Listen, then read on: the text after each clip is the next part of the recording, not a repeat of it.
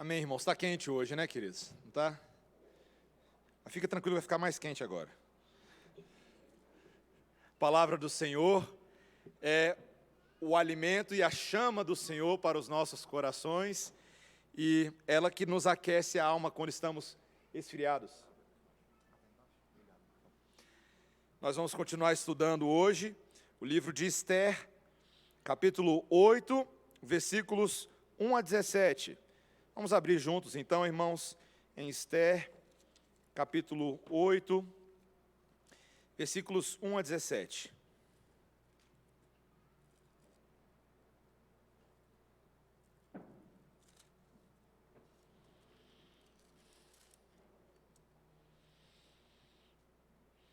Vamos ouvir com bastante atenção a leitura desse texto, meus irmãos.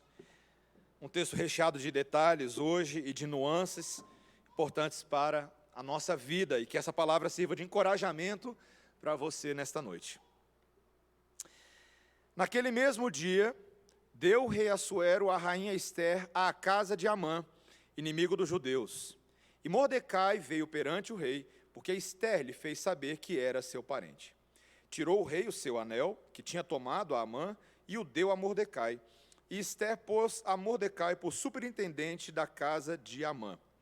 Falou mais Esther perante o rei, e se lhe lançou aos pés. E com lágrimas lhe implorou que revogasse a maldade de Amã, o agagita, e a trama que havia empreendido contra os judeus. Estendeu o rei para Esther o cetro de ouro. Então ela se levantou, pôs-se de pé diante do rei e lhe disse: se bem parecer ao rei, se eu achar favor perante ele, se esta coisa é reta diante do rei, e se nisso lhe agrado, escreva-se que se revoguem os decretos concebidos por Amã, filho de Amedata, o agagita, os quais ele escreveu para aniquilar os judeus que há em todas as províncias do rei. Pois como poderei ver o mal que sobrevirá ao meu povo?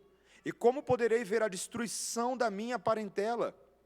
Então disse o rei Assuero à rainha Esther e ao judeu Mordecai: eis que dei a Esther a casa de Amã, e a ele penduraram numa forca, porquanto intentara matar os judeus. Escrevei, pois, aos judeus como bem vos parecer, em nome do rei, e selai-o com o anel do rei. Porque os decretos feitos em nome do rei, e que com seu anel se selam, não se podem revogar. Então foram chamados sem detença os secretários do rei aos 23 dias do mês de Sivan, que é o terceiro mês. E segundo tudo quanto ordenou Mordecai, se escreveu um edito para os judeus, para os sátrapas, para os governadores e para os príncipes das províncias que se estendem da Índia à Etiópia, 127 províncias, a cada uma no seu próprio modo de escrever e a cada povo na sua própria língua. E também aos judeus, segundo o seu próprio modo de escrever e a sua própria língua. Escreveu-se em nome do rei Assuero e se selou com o anel do rei. As cartas foram enviadas por intermédio de correios montados em jinetes criados na coldelaria do rei. Nelas, o rei concedia aos judeus de cada cidade que se reunissem e se dispusessem para defender a sua vida, para destruir, matar e aniquilar de vez toda e qualquer força armada do povo da província que viessem contra eles, crianças e mulheres, e que se saqueassem os seus bens, num mesmo dia, em todas as províncias do rei Assuero, no dia 13 do 12º mês, que é o mês de Adar. A carta que determinava a proclamação do edito em todas as províncias foi enviada a todos os povos, para que os judeus se preparassem para aquele dia, para se vingarem dos seus inimigos. Os correios, montados em jinetes que se usavam no serviço do rei, saíram incontinenti, impelidos pela ordem do rei, e o edito foi publicado na cidadela de Suzã. Então Mordecai saiu da presença do rei com veste real azul celeste e branco, como também com grande coroa de ouro e manto de linho fino e púrpura. E a cidade de Suzã exultou e se alegrou. Para os judeus houve felicidade, alegria, regozijo e honra. Também em toda a província e em toda a cidade onde chegava a palavra do rei e a sua ordem, havia entre os judeus alegria e regozijo, banquetes e festas. E muitos dos povos da terra se fizeram judeus, porque o temor dos judeus tinha caído sobre eles. Esta é a palavra do Senhor. Vamos orar, irmãos? Santíssimo Deus, que texto impressionante, que narrativa histórica surpreendente sobre a maneira como Deus cuida de nós e como Deus age na vida para promover sua própria glória. Ajuda-nos a entender os detalhes desse texto e aplicá-los pela cruz de Cristo às realidades da vida que vivemos hoje, com fervor, com diligência, com amor pela lei de Deus. Queremos compreendê-lo, Senhor, e ouvir a Tua voz em nome de Jesus. Amém. Meus irmãos, essa semana eu peguei a rabeira de uma discussão muito interessante que eu já tinha visto antes, não é a primeira vez, mas um amigo meu estava comentando sobre o crescimento do número de evangélicos assumidos entre os jogadores profissionais de futebol no Brasil. E esse meu amigo, ele estava criticando particularmente um jogador que disse, numa entrevista antes do jogo, e você já ouviu isso antes, então não tem nada novo aqui, que ele orava para que Deus concedesse a vitória para o time dele. É a oração que ele fazia antes de todos os jogos. E aí esse meu amigo, muito crente, disse, que absurdo é esse? Onde já se viu um negócio desse? Deus não se mete com futebol. Foi a frase que ele usou. E meus irmãos, veja, talvez se você é um crente assim que zela pela glória de Deus e zela por proteger Deus, às vezes a gente tende a falar e pensar esse tipo de coisa. Deus não se mete com essas coisas. Por exemplo, Deus não se mete com política. Política é coisa que a gente faz. Deus é Deus.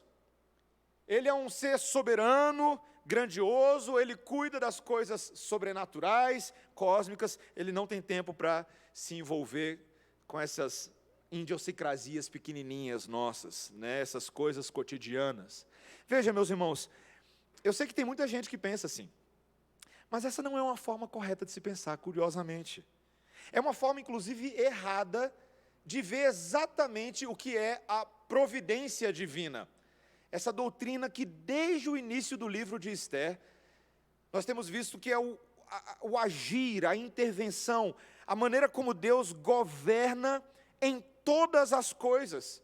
Nos lembrando que não existe absolutamente nada nesse mundo que esteja fora da ação de Deus, que é não só o Criador de todas as coisas, mas, como o autor de Hebreus nos lembra, o sustentador de cada molécula e cada partícula, e cada ser que se rasteja sobre a terra, e cada animal quadrúpede ou bípede, e cada pássaro que voa, e é o Deus que governa todos os homens.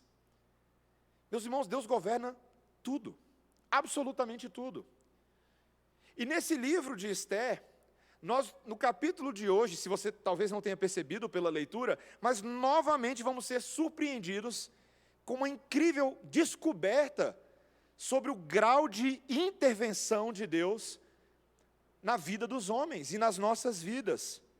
Um Deus que é capaz de trazer livramento e proteção aos seus filhos das maneiras mais inesperadas e pelas pessoas menos indicadas. Deus usando políticos, usando leis humanas, e até mesmo pessoas que nós jamais pensaríamos que poderiam ser usadas para revelar a grandeza da glória de Deus e o cuidado que Deus tem particularmente por cada um de nós.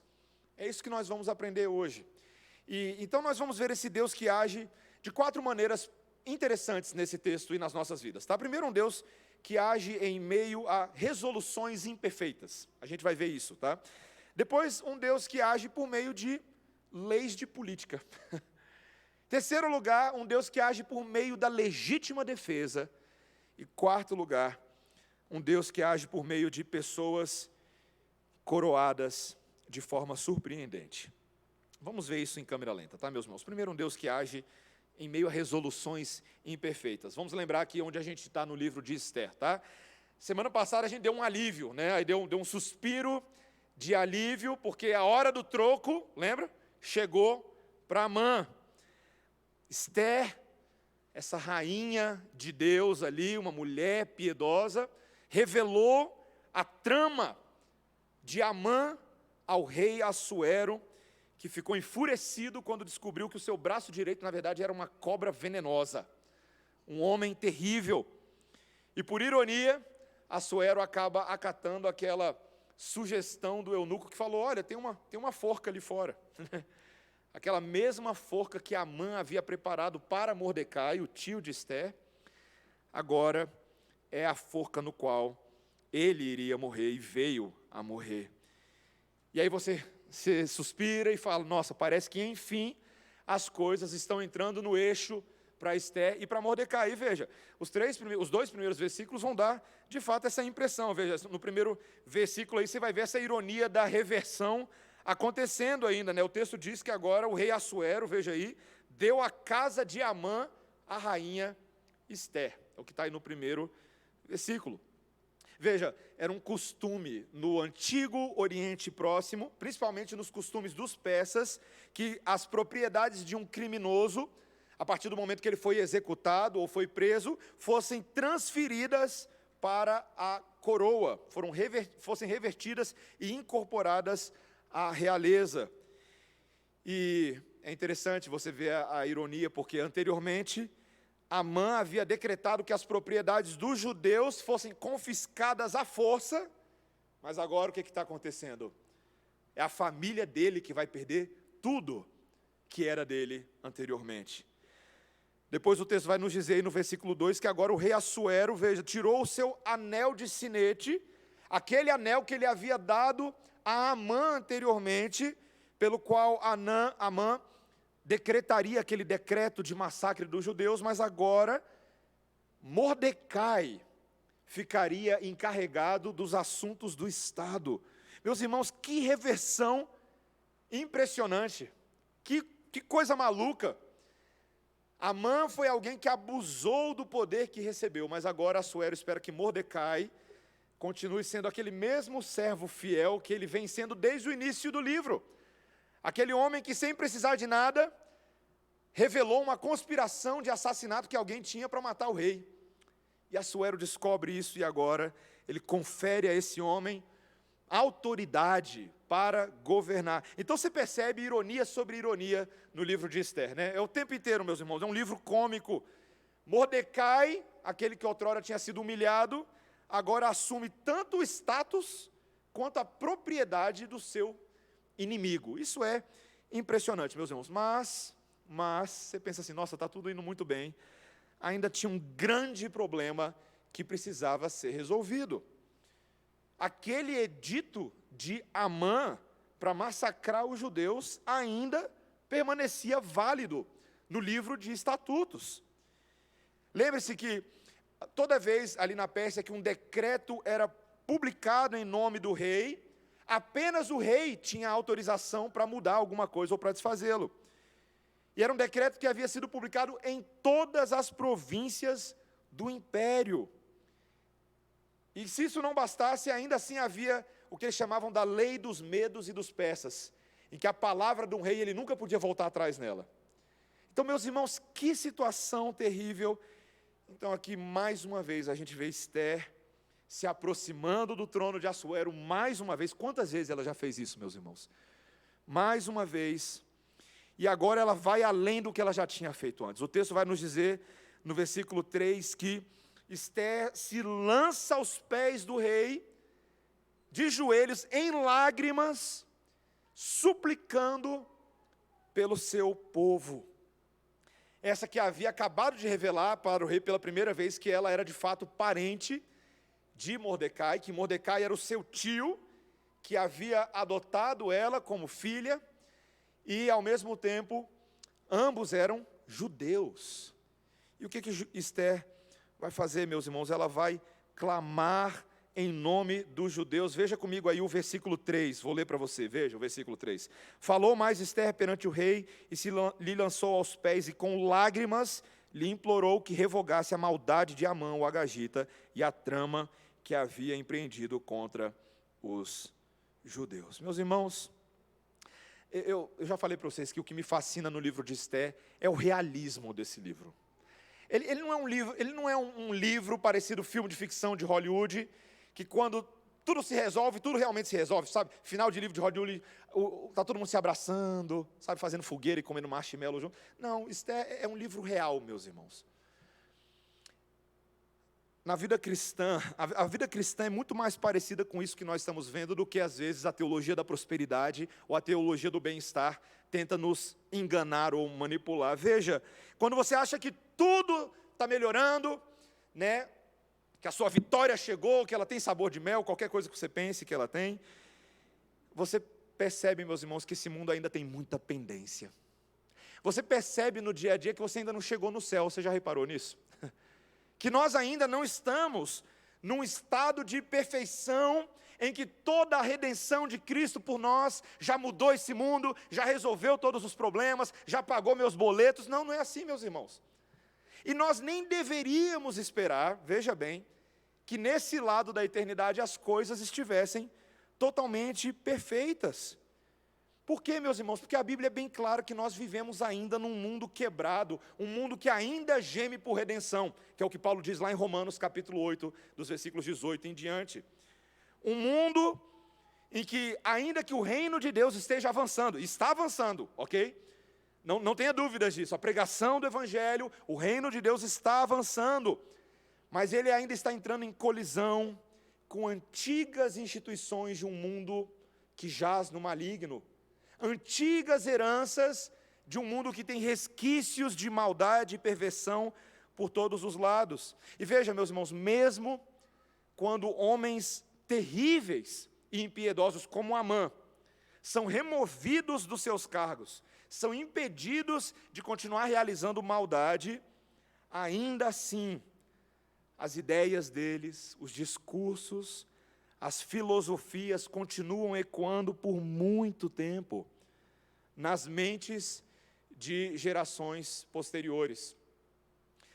Eu estava lendo, e eu já comentei isso numa ilustração de sermão alguns meses atrás, de um artigo que eu li há pouco tempo sobre os resquícios do nazismo nos nossos dias. E o autor desse artigo, que é um alemão, ele questionava justamente o quanto ainda do nazismo ainda estava presente como sistema de valores e pensamento no coração dos alemães hoje. E ele fala, olha, seria natural de se pensar que ainda existe muito pelo pano de fundo. Por quê? Porque é tudo muito recente. É tudo muito recente. Meus irmãos, a Alemanha nazista é 1945, isso é muito menos de 100 anos atrás. Quanto disso ainda está presente no imaginário das pessoas? Quanto ainda das ideias de homens como Stalin, Mussolini, Mao Tse-tung, Pinochet e tantos outros, ainda continuam fazendo escola entre seus seguidores modernos? No tempo que eu morei nos Estados Unidos, meus irmãos, eu vi muita coisa que eu achei que eu não viria mais num mundo democrático, moderno. Você ainda tem homens fazendo atrocidades em nome de líderes perversos que morreram há muito tempo atrás. É assim o nosso mundo, meus irmãos. O que a gente faz então? A gente simplesmente desiste, a gente fala, então se a oração não está funcionando, então vamos mudar o método. Não, meus irmãos, o método não muda. Você percebe que Esther continua fazendo a mesma coisa que ela faz no início do livro. Ela se aproxima do rei, ela intercede, ela suplica, e nesse caso ela chora, ela derrama suas lágrimas.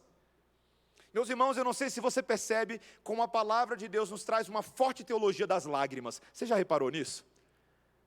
Quando há momentos na vida do crente que é necessário que ele rasgue o seu coração na presença do rei, que ele derrame suas sinceras lágrimas, como por exemplo, Ana, que não tinha vergonha de chorar no templo, porque desejava ser mãe. Você pode pensar em Neemias, vou falar bastante de Neemias hoje à noite. Neemias, quando ouve a notícia de que seus irmãos estão assolados, que as muralhas de Jerusalém estão destruídas, ele chora. Jeremias, o profeta chorão. Jesus, que não teve problema de chorar como homem, naquele momento que a sua alma clamava com o Senhor. Deixa eu te perguntar uma coisa, meu irmão e minha irmã. Qual foi a última vez que você chorou na presença do Senhor, hein? Eu estou falando sério. Qual foi a última vez que você rasgou o seu coração, pedindo ao Senhor que misericordiosamente intervisse, agisse, fosse na sua vida, fosse na tratativa do seu pecado pessoal, fosse em alguma circunstância da sua família? Meus irmãos, a palavra de Deus é clara. Se o próprio Senhor Jesus Cristo, na sua oração sacerdotal, na presença do Senhor naquele jardim, ele chora na presença do seu próprio Pai. Meus irmãos, é porque nós precisamos nos lembrar que ainda que muitas coisas no mundo sejam imperfeitas, Deus continua agindo. Mesmo quando as circunstâncias não parecem mostrar, Deus continua agindo. E a minha e a sua fé é continuamente testada no meio das adversidades. Não quando tudo está bom, não quando tudo está perfeito, mas quando o Senhor está depurando o quanto depositamos a nossa confiança nele no meio das adversidades. Esther, como uma intercessora, como um exemplo de Cristo, ela está fazendo exatamente isso nesse texto, intercedendo em favor do povo, assim como o próprio Cristo intercede por nós, nesse momento, na presença celestial de Deus, fazendo aquele sacerdócio que só Ele pode fazer por nós. Meus irmãos, Deus está agindo no meio de resoluções imperfeitas, mas em segundo lugar, Deus também age até mesmo por meio de leis governamentais. Esse é o nosso segundo ponto. Veja que agora, o versículo 4 vai dizer que o rei, então, recompensa ali de novo a coragem de Esther, inclina o cetro de ouro para ela, ordena que ela se levante e apresente a sua súplica. E no versículo 5, ela escolhe as suas palavras com cuidado. Olha aí o versículo 5.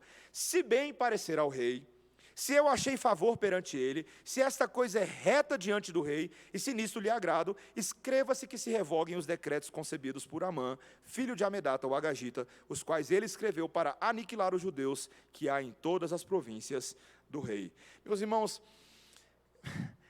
Esther não deixa de ser sábia em nenhum momento. Eu sei que você está lendo aqui o texto talvez pela primeira vez, mas quando eu fui analisar o texto essa semana, eu falei, gente, que sabedoria dessa mulher.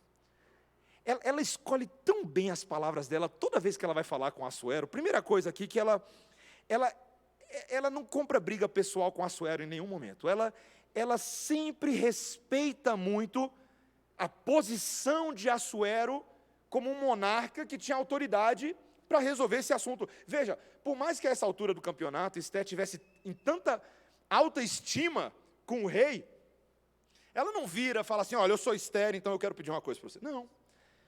Ela fala, rei, se te parece bom aos seus olhos, se essa coisa é reta para você, ela dá autoridade para ele, ela dá deferência, o respeito. Veja, que agora ela argumenta a favor de uma lei de anulação, que talvez revogasse aqueles despachos de Amã, mas ela também mostra o coração dela. Veja o golpe de mestre, ela fala no versículo 6, olha aí o que ela diz. Como poderei ver o mal que sobrevirá ao meu povo? Como poderei ver a destruição da minha parentela? É pessoal para ela, importa para ela clama, ela pede. E, meus irmãos, o que é interessante é que Assuero achou interessante a proposta. Veja, eu já falei para vocês que, de acordo com a lei dos persas, não se podia revogar essa lei, porque foi o rei, que era uma espécie de divindade, que decretou aquilo. Foi o anel dele que estabeleceu.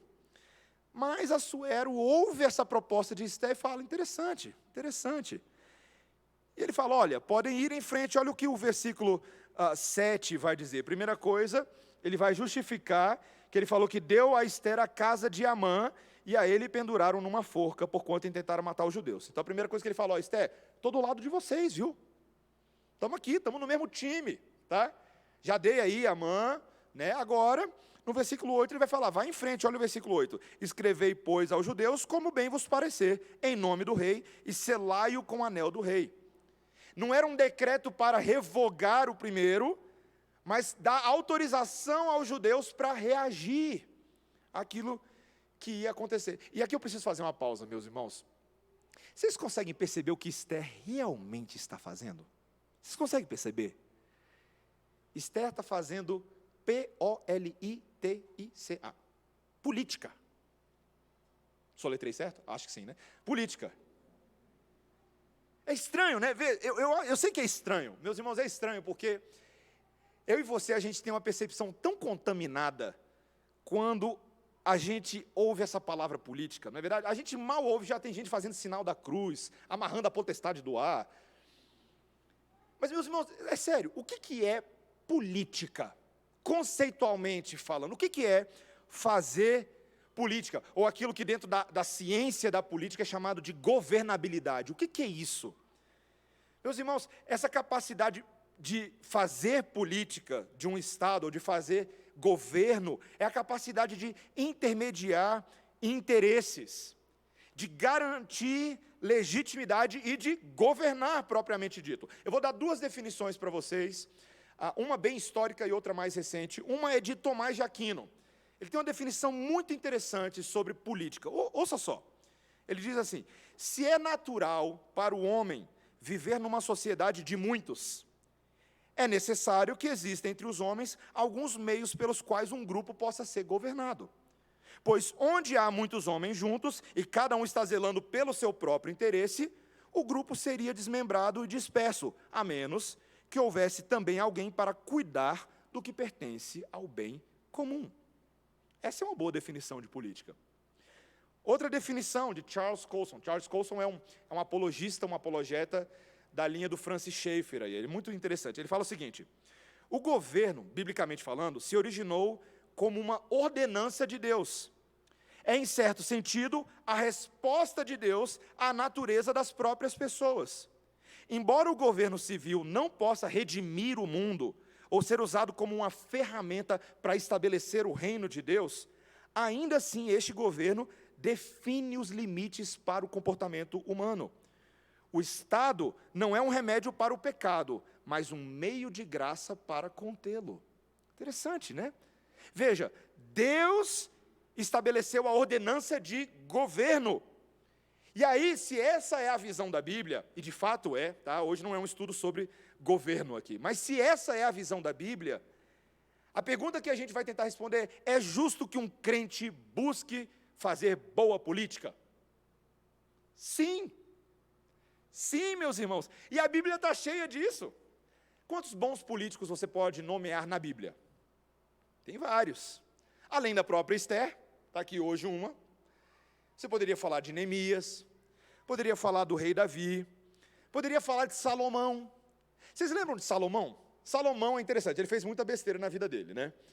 Mas lá no início da caminhada política dele, quando ele era um rei jovenzinho, vocês lembram daquela oração de Salomão? Ou aquela petição que ele apresenta ao Senhor em sonho, quando ele, após assumir o grande reinado do seu pai Davi, que tinha deixado um tremendo legado, ele era um jovem rei, e ele vira para Deus, em 1 Reis, capítulo 3, versículo 9, e diz: Senhor, dá, pois, ao teu servo um coração compreensivo para julgar a teu povo, para que eu prudentemente discirna entre o bem e o mal, pois quem poderia julgar a este grande povo de Israel? Ele foi honesto, né? Olha o tamanho daquele povo de Israel. Você já imaginou ser assumido da noite para o dia uma igreja de 1 milhão de membros? Não é para qualquer um, né, meus irmãos? Mas Deus foi com Salomão, de tal maneira que ele foi chamado de o homem mais sábio de toda a Bíblia. O homem que escreveu um livro inteiro sobre gestão de pessoas a partir da sabedoria de Deus. Meus irmãos, nós temos tantos exemplos ao longo da história da igreja de homens que fizeram boa política e que nos inspiram a pensar nessas categorias. Eu poderia falar de vários, mas eu vou apenas citar Abraham Kuyper. Kuyper, pastor holandês calvinista do final do século XVIII, foi um homem que teve uma caminhada curiosa para a gente, porque você pensa assim, uma vez pastor, sempre pastor, né? Mas na vida dele, Deus deu a ele uma multiplicidade de dons e habilidades, de tal maneira que em um certo momento ele fez um pouco de uma mudança de curso. Ele, que vinha trabalhando como um pároco, trabalhando na igreja, percebeu uma oportunidade para uma inserção na política. E em vez de fazer aquela bagunça que pastor evangélico brasileiro faz, né, de se utilizar da igreja como plataforma política, não. Ele entendeu que Deus tinha vocações diversas e que homens poderiam suprir essas demandas. E ele viu uma oportunidade. E a história dele vai nos dizer que em 1879 ele fez parte da fundação do primeiro partido conservador e democrático cristão e protestante nos Países Baixos. Aquele que ficou chamado de o Partido Antirrevolucionário, ARP. E um partido que tinha uma pauta muito específica e uma causa muito específica. Em primeiro lugar, que entendia que a lei que governa os homens é a lei de Deus. E eles não tinham medo de falar isso. Quem governa a ética e a ação dos homens é o próprio Deus. E eles, em vários momentos, tentaram aplicar isso na vida prática. Por exemplo, o ARP queria, por exemplo, a equalização do pagamento entre escolas públicas e religiosas. É um partido que tinha uma estratégia política, uma antítese entre partidos religiosos e partidos não religiosos, que tentou romper a cooperação entre os liberais e os católicos e criar uma aliança mais saudável entre católicos e protestantes. E esse partido alcançou muita coisa na Holanda e até hoje se torna um referencial para quem vai estudar política, mesmo fora da igreja. Meus irmãos, é lícito que nós busquemos um governo que legisla com justiça e ordem? Sim, meus irmãos. Eu sei que nós estamos num momento que qualquer coisa que eu falar de política aqui, vocês estão tentando interpretar de quem que eu estou falando, né? De que presidente, qual é a minha posição lá, aqui, várias vezes aqui na igreja, meus irmãos. Pastor, por que você não fala mais? Por que você não fala mais? A gente defende, pastor. Fala o que você pensa. Meus irmãos, púlpito não é para ficar defendendo homens, não. É para ficar defendendo a Cristo. Lembre-se disso, tá? Púlpito não é para fazer política. Púlpito é para pregar a palavra de Deus. Mas a pregação da palavra de Deus tem implicações para a nossa vida política. Porque, afinal de contas, eu e você votamos. Eu e você devemos pensar na nossa cidadania dos céus, na terra. E devemos orar, como a Bíblia diz, para que os nossos governantes legislem e julguem segundo a verdade de Deus. Então é inevitável que eu e você tenhamos opiniões, tenhamos que refletir sobre esse assunto, discutir algumas questões, sim, com maturidade, mas sobretudo, orar para que o governo de Deus faça uma enxurrada no governo desse mundo, mudando o curso das coisas e promovendo o bem de Deus pelas autoridades que Ele mesmo instituiu para a glória dEle, como Paulo nos lembra em Romanos 13. Dito isso, meus irmãos, eu vou para o meu terceiro ponto, onde a gente vai ver agora que Deus age não só de forma geral nas leis, mas particularmente agora em leis de legítima defesa. Esse é o nosso terceiro ponto. Veja, que o rei dá o sinal verde, e eles vão então agora, o texto vai nos dizer a partir dos versículos 9 e 10, que no 23º dia do mês, no mês de Sivan, os secretários foram chamados e Mordecai mandou escrever exatamente a nova ordem, um novo decreto que seria endereçado a todos os governadores da província, os sátrapas, as autoridades, desde a Índia até a Etiópia, que eram ao todo 127 províncias do Império Persa, para você ter noção do tamanho que era esse império. E seria novamente colocado em todas as línguas das províncias, cada um na sua própria língua, mas Mordecai acrescentou uma língua. Qual língua que ele acrescentou? O hebraico. O texto vai nos dizer que agora também os judeus receberiam esse decreto na sua própria língua. E você vai perceber por quê. Já vou falar do conteúdo do decreto. Mas Mordecai então pega o seu anel de sinete, selou esse comunicado para que os correios pudessem funcionar. Oh, glória a Deus, os correios funcionando, né, gente? E é o que o texto diz, né?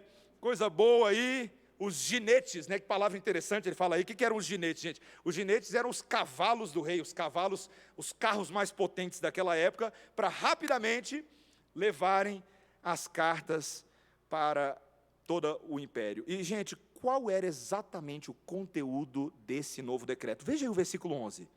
Que os judeus de cada cidade se reunissem e se dispusessem para defender a sua vida, para destruir, matar e aniquilar de vez toda e qualquer força armada do povo da província que viessem contra eles, crianças e mulheres, e que se saqueassem os seus bens.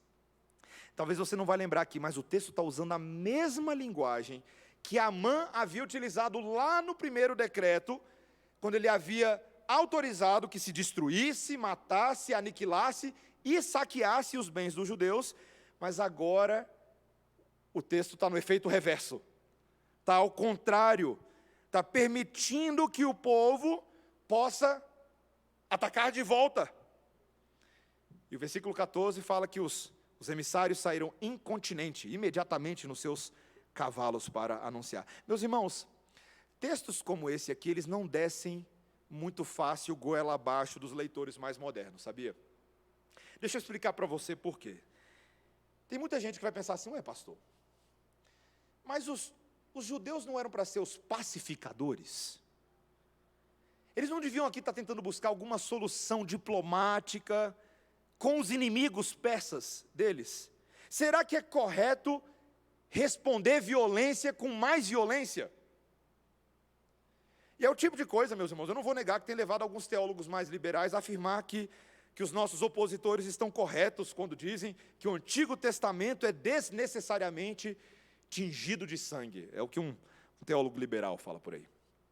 Mas, meus irmãos, mesmo alguns crentes, muitos crentes pensam, pastor, será que o povo de Deus não deveria apenas aguardar pacientemente em Deus, enquanto esse massacre está acontecendo? Será que eles não tinham que ficar ali de joelho no chão, de jejum, para que o massacre acabasse logo?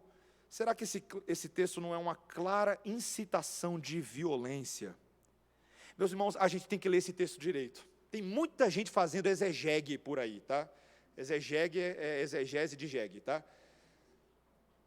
O que esse texto está dizendo, meus irmãos? É que os judeus tinham que sair atacando qualquer pessoa, batendo, matando todo mundo? Não. É que eles deveriam estar prontos para retaliar se fossem atacados. Olha o versículo 13. Olha o versículo 13. Ele diz que a carta, depois fala aí, foi enviada a todos os povos para que os judeus se preparassem para aquele dia, para se vingarem dos seus inimigos. Meus irmãos, a palavra vingar aqui, eu sei que às vezes é estranho para a gente, mas vingar é responder na medida daquilo que acontece primeiro. Enquanto Amã estava tentando fazer com que eles fossem massacrados a sangue frio, Deus não estava ordenando para eles fazerem a mesma coisa. Estava apenas autorizando a possibilidade de se defenderem em caso de ataque. É o que a gente chama, meus irmãos, de legítima defesa. Parece uma ideia tão estranha nas discussões políticas hoje em dia, não é? Para falar de legítima defesa, eu tenho que falar de Neemias, gente. Se você já leu o livro de Neemias, o livro de Neemias é muito interessante. Aquele copeiro, né, de Artaxerxes, que veio antes, houve a notícia de que seus irmãos estão lá em Jerusalém padecendo, que os muros estão assolados, então eles vão lá, vamos reconstruir. E ele começa uma das maiores reformas protestantes da história da igreja. A reforma dos muros de Jerusalém. Só que o texto nos diz que quando eles começaram a trabalhar, carregar cimento, carregar areia, fazer o projeto, os inimigos da terra não gostaram não, e se levantaram dois homens, um chamado Tobias e outro chamado Sambalate. Olha que nome interessante, né? Na verdade eram três, tinha um outro chamado Gesem, o arábio também, mas esses dois, Tobias e Sambalate, chamaram muita atenção. E o que eles tentaram fazer? Eles tentaram incitar o povo da terra para não deixar a obra acontecer, tramando assassinatos no meio da noite. Só que a notícia vazou. Neemias descobriu, o povo descobriu, e aí o que Neemias mandou fazer? Depois você vai ler a história lá em Neemias capítulo 4, né? Ele falou assim, Neemias virou para o povo e falou assim, olha, enquanto metade dos jovens estiverem trabalhando na obra, a outra metade vai empunhar lanças, escudos, arcos e couraças. Gente, a cena foi tão engraçada que a Bíblia nos diz que numa mão os carregadores carregavam o saco de areia e na outra mão a espada. Imagina a cena. Se viesse o povo, meter a espada no bucho. Tinha uma trombeta, meus irmãos, que se o atalaia lá percebesse que os inimigos estavam chegando, tocava a trombeta, todo mundo larga saco de areia, junta todo mundo onde está a trombeta, para lutar em favor do povo. E o texto nos diz que lá em Neemias 4, que eles montavam guarda durante toda a madrugada, e inclusive iam para a cama, os maridos e a esposa, e botavam a espada debaixo do travesseiro. Você imagina a cena, né? Ai dos sonhos perturbados, né? Mas, meus irmãos, a atitude de Neemias e a atitude de Mordecai e de Ester não foi passiva, de forma alguma. Eles não ficaram esperando Deus mandar o anjo da espada, o Gabriel, ou Miguel no caso, né, o arcanjo dos exércitos celestiais. Manda aí, Miguel, e manda o exército todo com ele, e a gente vai ficar aqui de braço cruzado assistindo Netflix enquanto vocês lutam por nós. Não foi isso, né? Não foi.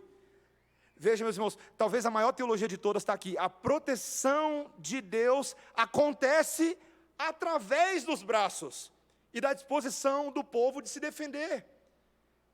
É aquela ideia que a Bíblia tantas vezes diz: Deus pelejará conosco. Conosco.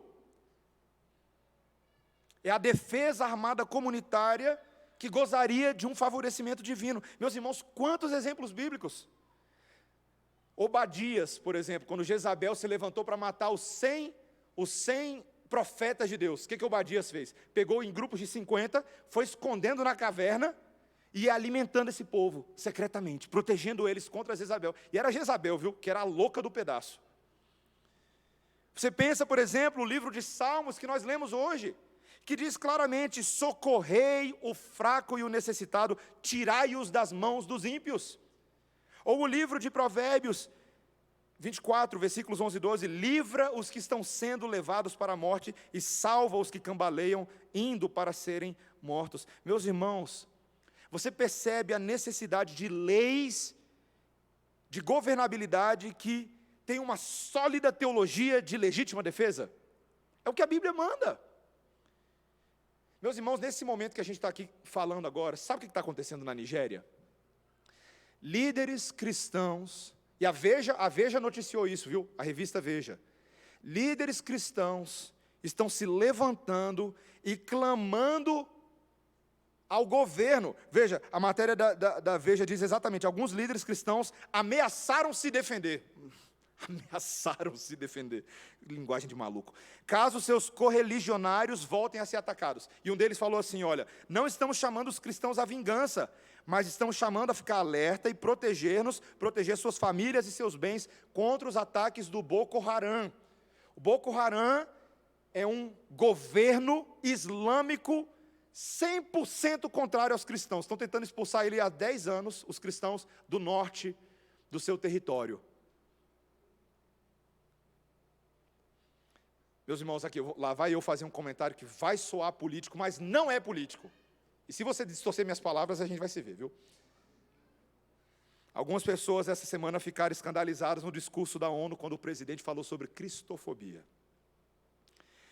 Novamente, não é político o meu comentário. E a defesa dele foi que isso é um fenômeno de perseguição ativa e até violência de cristãos, contra cristãos pelo mundo. E alguns disseram: mas ninguém morre por ser cristão no Brasil. Olha a minha cara. Meus irmãos, esse é um comentário tão ignorante. Em primeiro lugar, porque é um desconhecimento absoluto da nossa história como nação. Desconhecimento total. E eu nem preciso ir muito longe, tá? Alguns de vocês que estão aqui hoje à noite têm pais, avós, bisavós e trisavós que foram perseguidos nas suas cidades, regiões interioranas do país. Quando chegava a informação de que eles eram os crentes, o que acontecia? Humilhação, apedrejamento, tentativa de expulsá-los da cidade. Na minha família, gente, tem isso na minha família, parte da minha família, da minha esposa. E alguns, em segundo lugar, meus irmãos, ao falar que isso não existe, simplesmente desconhecem a situação dos crentes ao redor do mundo nesse momento. E nós deveríamos fazer a nossa pesquisa para ver o tanto, meus irmãos, que a perseguição aos cristãos tem se intensificado no âmbito global, ano após ano, todos os anos. O número de cristãos que têm medo de ir à igreja, ou que não têm uma igreja aonde eles moram, porque eles têm que escolher entre permanecer ser fiéis a Deus e manter seus filhos seguros. Gente que é vítima de violência extrema, que perde família, casa, bens e a liberdade de compartilhar sua fé em Cristo Jesus. Se você está duvidando de mim, você pode entrar hoje à noite no opendoors.org, portas abertas, e vai lá ver a lista qualificada dos países com maior perseguição contra os crentes no mundo hoje. Coreia do Norte, Afeganistão, Somália, Líbia, Paquistão, Sudão, Iêmen, Irã, China, Síria, Nigéria, Arábia Saudita, Turcomenistão, Burkina Faso. São números escandalizadores de como nossos irmãos estão morrendo sob a espada, sendo oprimidos por regimes comunistas que abertamente se opõem aos cristãos, o antagonismo étnico, ditaduras islâmicas, nacionalismo religioso, que vez após vez legitimam a violência contra cristãos. E a pergunta é: o que eu e você estamos fazendo? O que eu e você estamos fazendo? A gente está orando? A gente está clamando ao Senhor pelos nossos irmãos?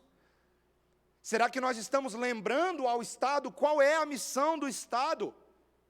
Na hora de fazer leis, promover, de acordo com a Constituição, promover leis que garantam a liberdade de expressão religiosa, mas também a proteção e, inclusive, o direito de legítima defesa, não apenas aos cristãos, mas a todos os seres humanos, e eu acrescento, criados à imagem e semelhança de Deus. Esse é meu acréscimo. Meus irmãos, direito de defesa, direito de proteger minha casa, direito de proteger minha família, minha esposa, meus filhos. Outro dia eu tive um sonho terrível. Falei, Deus, tira esse sonho da minha cabeça. Sonhando que gente estava entrando em casa, eu não sei porquê, eu fico preocupado com as crianças. E nesses sonhos eu viro o Rambo, meus amigos. É sério, eu viro o pastor ninja. É muchaco, é estrelinha, é voadora na cabeça. Talvez eu não dê conta de fazer nada disso, mas meu sentimento é legítimo. Minha casa, meus irmãos, Deus me convoca a proteger minha casa como guerreiro dela. E esse direito não deveria ser removido por nenhum Estado, por ninguém. A Bíblia nos garante. A gente olha isso, meus irmãos, a gente fica preocupado com a situação da igreja no mundo, a situação dos crentes, e a gente se pergunta até quando, Senhor? Até quando a maldade vai prevalecer? Ainda bem, meus irmãos, que não há 1 milímetro das Escrituras Sagradas que não nos lembre que ainda que nós sejamos insuficientes para proteger os nossos, Deus não é. Deus não é insuficiente. E o texto fecha, não em tom de tristeza, mas em tom de alegria. Nosso último ponto, Deus agindo agora através de homens comuns, sendo imprevisivelmente coroados. Olha o que vai estar escrito aí agora no versículo 15, meus irmãos. Olha o que acontece com Mordecai. Então, olha o versículo 15. Mordecai saiu da presença do rei com veste real, azul, celeste e branco, como também com grande coroa de ouro e manto de linho fino e púrpura. Meus irmãos, o mendigo da porta do palácio virou rei. Quem era Mordecai no início do livro e quem é Mordecai agora, meus irmãos? Que loucura! No intervalo de pouquíssimos dias, esse homem está recebendo o anel do rei, roupas de linho fino e uma coroa na sua cabeça. Algo que não teve uma alegria só para Mordecai, mas para toda a população. Olha aí o versículo 15, vai começar a dizer aí para a gente até o 17, que teve agora uma explosão de alegria pela cidade, meus irmãos. Veja exatamente aí, olha o versículo 15. A segunda parte, a cidade de Suzã exultou e se alegrou, para os judeus houve felicidade, alegria, regozijo e honra, também em toda a província e em toda a cidade onde chegava a palavra do rei e a sua ordem, havia entre os judeus alegria e regozijo, banquetes e festas. Meus irmãos, que alívio, que esperança, o que está acontecendo é tão impressionante. Eu fico tentando imaginar um judeu que há poucos dias atrás recebeu a notícia de que ele ia morrer. Tu vai morrer. Mas agora alguma coisa aconteceu lá com essa Esther e com esse Mordecai que a nossa sorte virou. Tudo que estava decretado foi suspenso. E agora nós que estávamos comprando nossos caixões e fazendo as nossas sepulturas, estamos comendo picanha e alcatra, fazendo festa. Meus irmãos, que reviravolta maravilhosa! E você fica pensando esse livro inteiro, até agora a gente vem pensando, nossa, essa Esther parece com Jesus mesmo, né? Mas de repente nesse texto a gente fala, rapaz, esse Mordecai parece com Jesus mesmo, né? Aquele que havia sido humilhado, desprezado, maltratado, agora é coroado, exaltado e elevado. Isso te lembra alguém? Senão o nosso Cristo, que venceu a morte. E tem detalhes nesse texto, eu não tenho tempo, meus irmãos, o meu tempo já está indo embora aqui. Senão daqui a pouco já começa outro culto e a gente está aqui ainda. Mas meus irmãos, tem detalhes nesse texto que eu precisava de um sermão inteiro para falar, mas presta atenção. Mordecai, ele ganha um anel de sinete, o anel do rei. E E essa teologia do anel ela é muito interessante na Bíblia, nos livros proféticos maiores e menores, mas principalmente menores, como Ageu. Você tem essa frase que é dita a respeito de Zorobabel. Quem havia sido Zorobabel? Um dos homens que ajudou Esdras e Neemias na reconstrução das muralhas. E lá há uma frase que diz que Zorobabel é o anel de selar. Naquele caso ali da reconstrução do templo. Você pensa assim, o que é o anel de selar? Jeremias explica que o anel de selar é aquela autoridade para fazer o que Deus ordena. Meus irmãos, o que precisa ser feito nesse mundo, nenhum de nós poderia fazer. Extirpar o mal, acabar com o pecado, acabar com a violência, com a perversidade, com os homens malignos. Nenhum de nós tem autoridade para fazer isso. Mas a Bíblia vai nos dizer que existe um novo Zorobabel, um novo Mordecai, um novo anel de selar, aquele que lá em Filipenses capítulo 2, versículos 5 a 11, primeiro se humilhou e assumiu forma de servo, e viveu sob a lei dos homens, e nasceu entre os homens, viveu uma vida perfeita sem pecado, morreu entre os homens, mas foi ressuscitado. Filipenses capítulo 2, versículos 9 e diante, nós vamos lembrar que Cristo foi exaltado pelo Pai, e foi dado a Ele a autoridade e o cetro de justiça para governar sobre principados e potestades, e para fazer aquilo que nenhum dos homens poderia fazer, acabar com a morte. Meus irmãos, esse texto está mostrando de fato o nosso Jesus que não se defendeu, que voluntariamente se entregou naquela cruz sem legítima defesa. Por quê? Porque era necessário que assim o fosse, para que após a ressurreição, Jesus, o carpinteiro, se tornasse Jesus, o defensor e o protetor do seu rebanho, por direito conquistado, vitória sobre a morte. Esse que hoje é o protetor da igreja, com P maiúsculo, mas é aquele que também nos ordena a defendermos uns aos outros, protegermos uns aos outros, cuidarmos dos pequenos e vulneráveis. Assim como o bom pastor cuida daquele rebanho dentro do cercado, nós devemos zelar pela saúde espiritual, física, mental e emocional do rebanho. Meus irmãos, a Bíblia fala tanto disso. Se Cristo fez isso pela igreja, o que o marido deve fazer pela esposa? Efésios 5, 28. Maridos devem amar a sua mulher como ao seu próprio corpo. Quem ama a esposa, a si mesmo se ama, porque ninguém jamais odiou a sua própria carne, antes alimenta e cuida dela, como também Cristo o faz com a igreja. Meus irmãos, eu gosto tanto de pensar naquela ideia que a esposa fala assim: rapaz, esse meu marido é tão bom comigo, ele me protege tanto, ele cuida de mim tão bem, eu vou ser uma esposa submissa que eu vou fazer por ele a mesma coisa que ele faz por mim. É aquela esposa que vira uma leoa quando alguém ameaça a integridade do seu marido. Vira uma leoa. Meus irmãos, eu sei que o nosso pecado vem à tona, mas eu adoro assim, como quando eu estou dirigindo o meu carro, com a Débora do lado, e alguém me dá uma fechada, e eu sou pacificador, mas ela não, ela pé na minha buzina, ela bota a mão aqui, ó, pé, calma, mulher, mas ela está me protegendo, meus irmãos, ela está me protegendo, ela está cuidando de mim, eu me sinto tão bem, eu me sinto tão mimado perto da minha esposa, meus irmãos. Mas eu espero que ela se sinta protegida por mim também. Eu espero que os meus filhos olhem para mim e falem: meu papai, eu não tenho medo. Como eu sempre olhei o meu pai. Como nós devemos ser uns pelos outros, meus irmãos.